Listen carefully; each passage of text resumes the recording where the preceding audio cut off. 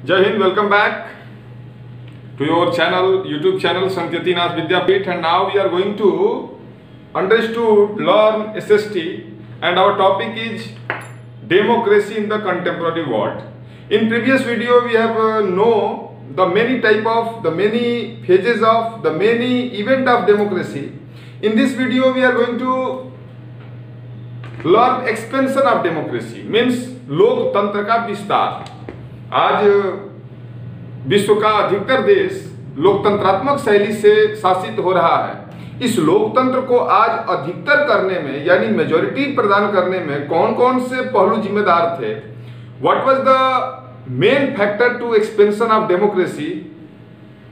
Late us learn this topic. End of colonialism. आज विश्व में सबसे अधिकतर देशों में लोकतंत्र गया है। मेरा मानना है कि 194 प्लस कंट्री हमारे पूरे ग्लोब पे हैं, और आज 140 से भी अधिक देश अपने यहाँ लोकतंत्र को स्थापित किए हुए हैं। इसके पीछे सबसे बड़ी वजह कॉलोनी का खत्म होना था। जैसा कि आप सभी जानते हैं कि एक कॉलोनी का लंबा इतिहास रहा है। विश्व में नेपाल को छोड़ के विश्व का कोई ऐसा मुल्क नहीं रहा है जहां पर अंग्रेजों ने शासन न किया हो, और उस अंग्रेजों के शासन को ही हम कॉलोनी बोलते हैं। और वो कॉलोनी जैसे जैसे खत्म हुई, ब्रिटिश रूल खत्म होने के बाद अधिकतर देश अपने यहाँ लोकतंत्र को स्थापित कर लिए। तो एक्सपेंशन ऑफ डेमोक्रेसी में कॉलोनी का खत्म होना बहुत ही बड़ी भूमिका तय करता है, और इस कॉलोनी को खत्म करने में second world war play a vital role to expansion of democracy. You know very well, there are two world wars were held in our globe. The first World War First, the during of World War First is 1915 to 1918. 1914 to 1918. ये प्रथम विश्व युद्ध था। विश्व युद्ध जैसा कि आप देख रहे हो, युद्ध और विश्व युद्ध में बहुत अंतर होता है।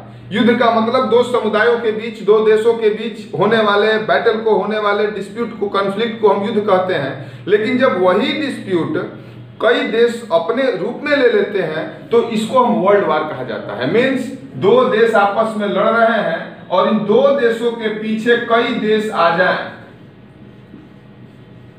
This structure will become world war.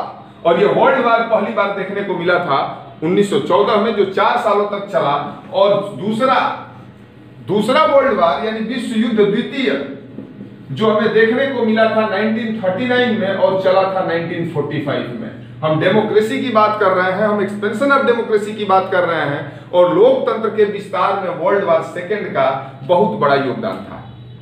1939 में प्रारंभ हुआ युद्ध सामंतवाद को पूंजीवाद की तरफ, राजतंत्र को, साम्राज्यवाद को लोकतंत्र की तरफ लेकर के गया था। और ये 6 साल तक चले इस युद्ध ने, जिस युद्ध का परिणाम भारत में भी देखने को मिला था। भारत की आजादी, भारत का लोकतंत्र भी आंशिक रूप से इसी युद्ध का जिम्मेदार था।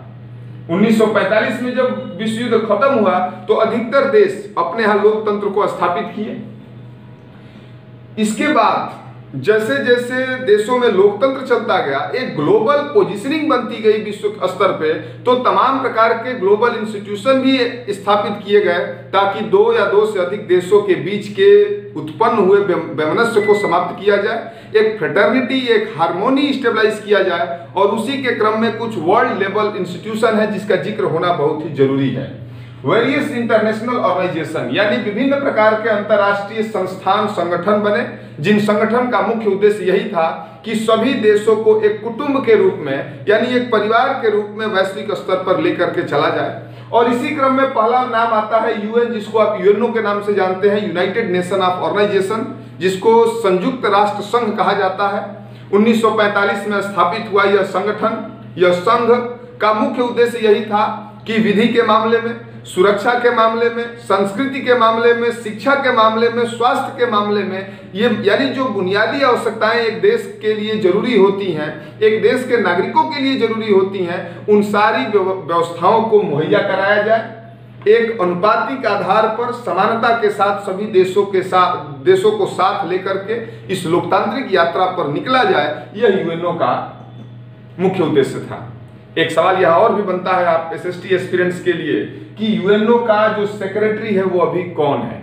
Means who is the present secretary of UNO? जैसा कि आप कक्षाओं में पढ़े भी होंगे यहाँ पर भी डेमोक्रेटिक इलेक्शन होता है और इस इलेक्शन के तहत सेक्रेटरी का चुनाव होता है, जो कि यूएन से रिलेटेड अपने अपने पॉलिसी को बनाते हैं, यूएन से रिलेटेड प्रोग्राम चलाते हैं। और जैसा कि मैंने पहले बताया कि यूएन का एकमात्र उद्देश्य होता है सभी देशों को, चाहे वो देश डेवलप्ड हो, चाहे वो देश डेवलपिंग हो, चाहे वो देश नॉन डेवलप हो, अगर विश्व का कोई देश यूएन का मेंबर है तो फिर यूएन की यह जिम्मेदारी बनती है कि उन सभी देशों को एक साथ एकजुट होकर के विकास के यात्रा पे निकला जाए। इस यूएन के अतिरिक्त यूएन सिक्योरिटी काउंसिल का भी निर्धारण किया गया, जो कि ये यूएन की अनुषंगिक संगठन है, यानी यूएन के नीचे काम करने वाली एक ऐसा इंस्टीट्यूशन है यूएन सिक्योरिटी काउंसिल, जो विश्व में दो देशों के बीच, दो या दो से अधिक देशों के बीच यदि अशांति का माहौल उत्पन्न होता है तो उस अशांति को शांति में बदलने में, उसको समृद्ध बनाने में यह यूएन सिक्योरिटी काउंसिल का बहुत बड़ा योगदान है। तीसरा हम बात करते हैं IMF and WB, international monetary fund and world bank. Economy is the backbone of any country.